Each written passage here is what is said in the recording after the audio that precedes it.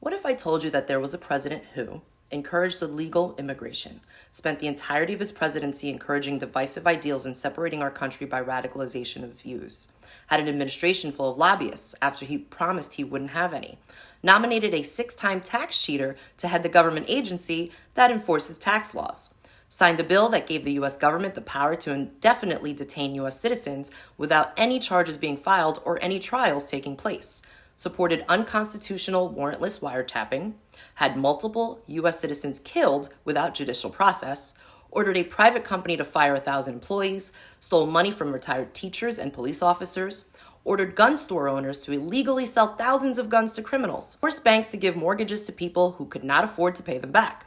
passed a stimulus that paid to connect households to the internet at a cost of $7 million per household, more money laundering, was cited by 9 states for committing 21 illegal acts, financially punished hospitals for saving the lives of patients with heart disease, supported installation of hidden cameras on private property without a search warrant,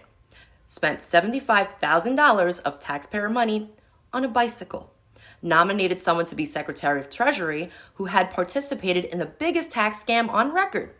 pressured unions to reduce the amount of health insurance coverage for their employees, planned to use military snipers to shoot innocent lions and cheetahs in the wild, only canceling plans when the media reported it and it caused outrage, spent $630,000 of taxpayers' money to get more Facebook likes, declared that hacking was an act of war and then hacked the EU, sued private businesses for using criminal background checks to screen employees, calling them racist, tried to tax small businesses at a higher rate than corporations, threatened internet service providers with contempt of court if they did not install surveillance software despite not having the legal authority to do so, made it harder for writers, actors, artists, and musicians to obtain health insurance, released 2,837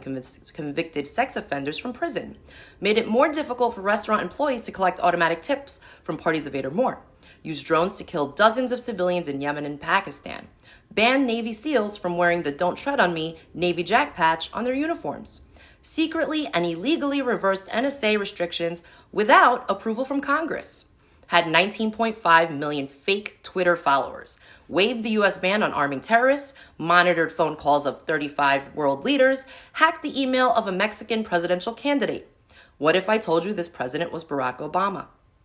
I've gathered over 1,000 instances of things just like this. How many of these did you know?